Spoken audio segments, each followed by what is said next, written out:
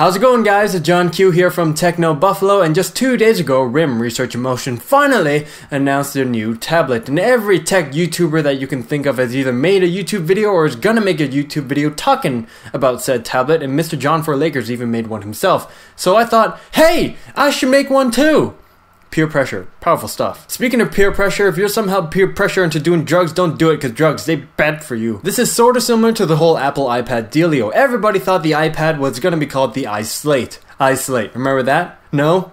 No? Good, because it doesn't matter anyways. Personally, I think the name BlackPad would have suited the tablet rather nicely. As you know, it's all pad-like, and it's black. But I think RIM wanted to have a more fun approach. But to me, the word playbook sort of reminds me of the things that sports coaches write their strategies or plays on. You know, the things with X's, circles, straight lines, sometimes diagonal lines, and also sometimes very, very fancy arrows? Yeah, those things. And the BlackBerry PlayBook isn't really a book, nor is it play. Not to mention, it sort of sounds out of place compared to the other BlackBerry devices, such as the Bold, Storm, Javelin, very devices. You gotta do that face when you say the name because they have so much oomph.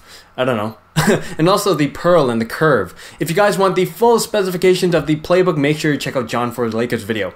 Linked in the description box there. Now, I'm pretty sure the first thing that popped into a lot of people's minds would be, how does the BlackBerry PlayBook fare against the iPad? Often people would ask me comparative questions between two devices, such as Evo 4G or iPhone 3GS, which doesn't really make sense because the iPhone 3GS is a lot older compared to the Evo 4G. It sort of seems that they set up that question so that you'd pick the one that they'd want to pick. Not really fair, is it? It's kind of like, okay, PlayStation 1 or Xbox 360? Okay, go!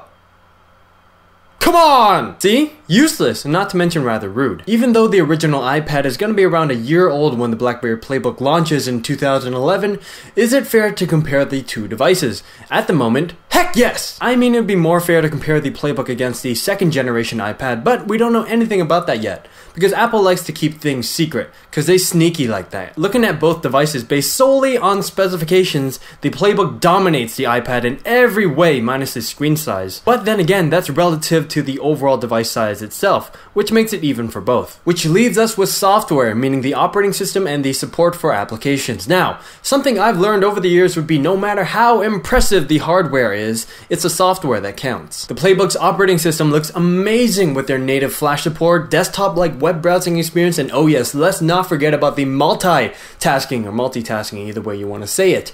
If you didn't see the preview, the multitasking looks very, very fluid, it's very organic looking and almost seamless. The iPad looks and works pretty much the same way minus the native flash support, which might be a deal breaker for some people. Another thing we have to consider is mobile software, and by mobile software I mean apps. And when it comes to apps, Apple's App Store is Kang, like Burger Kang or Kang Kong. Kang, spelled K-I-N-G, but pronounced K-A-N-G for some reason. Sure, there are a lot of garbage fart apps, but within the library of one-time novelties are timeless applications that you probably won't find on any mobile operating system other than iOS. And if you happen to find them on other mobile operating systems, they probably won't really work as well. A very good example would be Skype, and the iPhone pulls off Skype beautifully, and it only comes in second compared to the experience you would get on a computer. At the moment, BlackBerry OS doesn't really support Skype unless you have some Verizon package thing, which sucks. As you can probably tell, I like applications. It keeps the device interesting, and I think iOS and Android OS